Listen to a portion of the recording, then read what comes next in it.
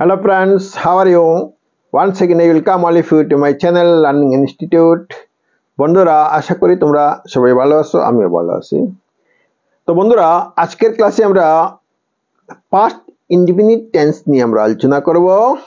Past indefinite টেন্সের তো construction procedure কিভাবে হয় আমরা সেই বিষয়টা দেখব। তো পাস্ট ইনডিফিনিট টেন্সের নেগেটিভ সেন্টেন্স এবং ইন্টারগেটিভ সেন্টেন্সের ফরমেশন প্রসিজারও আমরা দেখে নিব। তো বন্ধুরা তোমরা সম্পূর্ণ ভিডিওটা দেখবে, স্কিপ করবে না। বন্ধুরা তোমাদের মধ্যে যারা এখন আমার চ্যানেলকে সাবস্ক্রাইব করো নাই, সাবস্ক্রাইব করে নিও এবং ভিডিওতে একটা লাইক দিও। তো লেট মি স্টার্ট নাও। তো বন্ধুরা পাস্ট ইনডিফিনিট টেন্স হচ্ছে সেই টেন্স যে টেন্স আমাদেরকে কোন একটা কাজ হয়েছিল এরকম বুঝাই। তো সেই টেন্সটা হচ্ছে পাস্ট ইনডিফিনিট টেন্স। যেমন সে কাজটি করেছিল, আমি গিয়েছিলাম, সে এসেছিল, সে গতকাল কাজটি করেছিল, সে গতকাল খেলেছিল, আমি গত বছর দিল্লি গিয়েছিলাম। তো এইভাবে গিয়েছিল, গিয়েছিলাম, এসেছিল, করেছিল, এইরকম যে বাংলা অর্থ যে টেন্সে প্রকাশ করে সেই টেন্সটা হচ্ছে পাস্ট ইনডিফিনিট টেন্স। তো পাস্ট ইনডিফিনিট টেন্সের আমরা প্রথমে পজিটিভ সেন্টেন্সের ফরমেশন কিভাবে হয় আমরা দেখে নিব।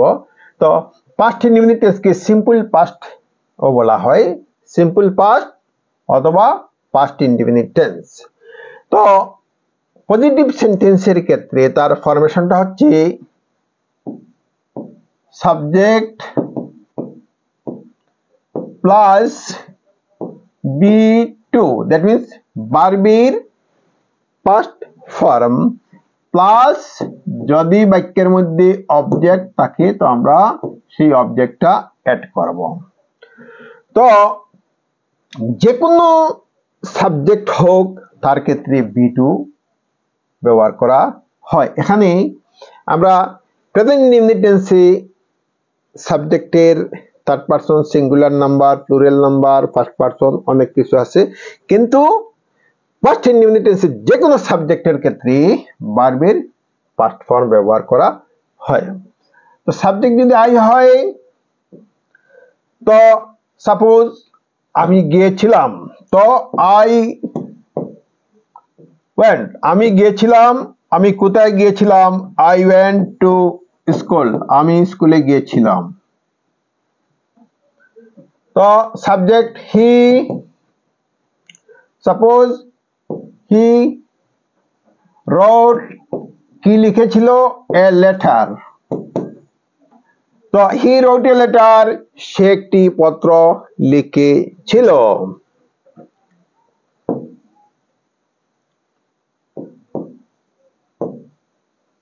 দে প্লেড, তারা খেলেছিল, কি খেলেছিল, সাপোজ ক্রিকেট, তারা ক্রিকেট খেলেছিল।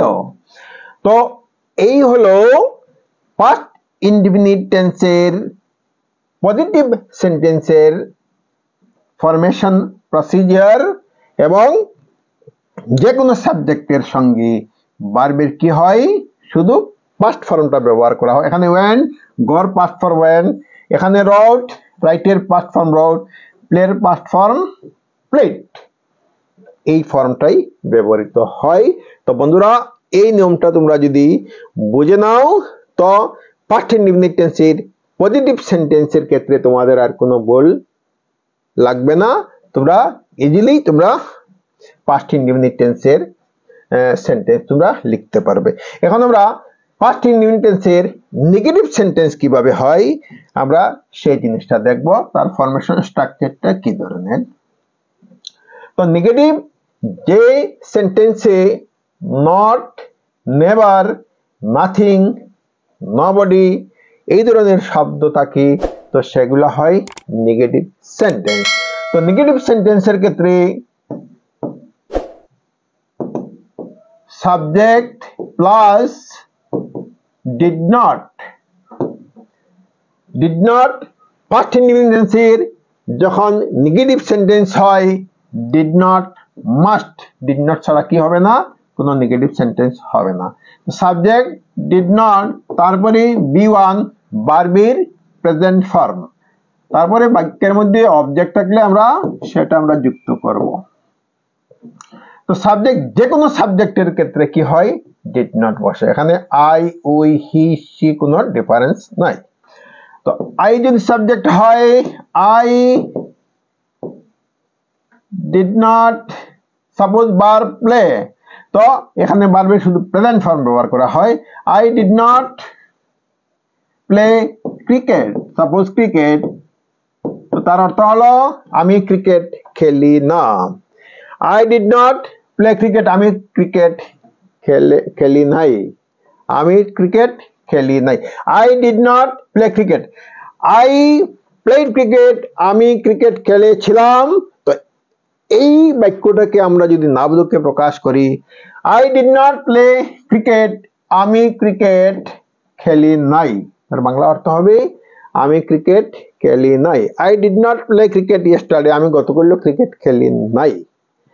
তো suppose subject he did not come here yesterday. He did not come here yesterday, সে গতকাল এখানে আসে নাই। He did not come here yesterday, he did not, কোন সময় আবার ডু কি হতে পারে, ব্যবহৃত হতে পারে, ডিড নট এর পরে আমরা ডু ব্যবহার করতে পারি। He did not do the work, সে কাজটি করে নাই। এই হলো নেগেটিভ ফার্স্ট ইনডিফিনিট টেন্সের নেগেটিভ সেন্টেন্স কিভাবে হয় তার ফরমেশন প্রসিজার।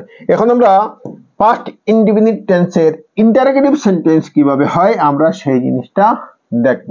ইন্টারোগেটিভ সেন্টেন্স অর্থাৎ যে বাক্যের মাধ্যমে কি করা হয়, প্রশ্ন করা হয়, প্রশ্ন করা বোঝায়, তো সেটা হয় ইন্টারোগেটিভ সেন্টেন্স। তো এই ক্ষেত্রে ফার্স্ট ইনডিফিনিট টেন্সের যে ইন্টারোগেটিভ সেন্টেন্সের ক্ষেত্রে আমরা প্রথমে ডিড দিয়ে স্টার্ট করব। ডিড নেগেটিভের সময় আমরা ডিডটা ভিতরে ব্যবহার করেছি, তো এখন আমরা ইন্টারোগেটিভের ক্ষেত্রে ডিডটা আমরা প্রথমে ব্যবহার করব। ডিড পরে subject plus B1 plus object plus question mark, প্রশ্নবোধক চিহ্ন লাগবে। তো did he, suppose verb play, did he play cricket? Did he play cricket? সে কি ক্রিকেট খেলেছিল, সে কি ক্রিকেট খেলেছিল। Did my friend come here? আমার বন্ধু কি এখানে এসেছিল। তো এইভাবে আমরা যখন ইন্টারোগেটিভ সেন্টেন্স আমরা ফার্স্ট ইনডিফিনিটের টেন্সের ইন্টারোগেটিভ সেন্টেন্স আমরা তৈরি করব, আমরা এই ফরমেশন প্রসিজার প্রথমে আমরা ডিড ব্যবহার করব, তারপরে সাবজেক্ট, এরপরে আমরা ভার্বের প্রেজেন্ট ফর্ম ব্যবহার করব, অবজেক্ট থাকলে আমরা সেটা লিখব এবং লাস্টে কোয়েশ্চন মার্ক দেব। তো বন্ধুরা তোমরা ভিডিওটা ভালো করে দেখে নিবি। ফার্স্ট ইনডিফিনিট টেন্সের ক্ষেত্রে তোমাদের যে সন্দেহ, আশা করি সেই সন্দেহটা দূর হয়ে যাবে। তো বন্ধুরা তোমরা যারা এখনো আমার চ্যানেলকে সাবস্ক্রাইব করো নাই, তোমরা চ্যানেলকে সাবস্ক্রাইব করে নিও। ভিডিও ভালো লাগলে লাইক করিও, তোমাদের বন্ধুদের কাছে শেয়ার করিও। তো আজ এই পর্যন্তই, থ্যাংক ইউ সো মাচ।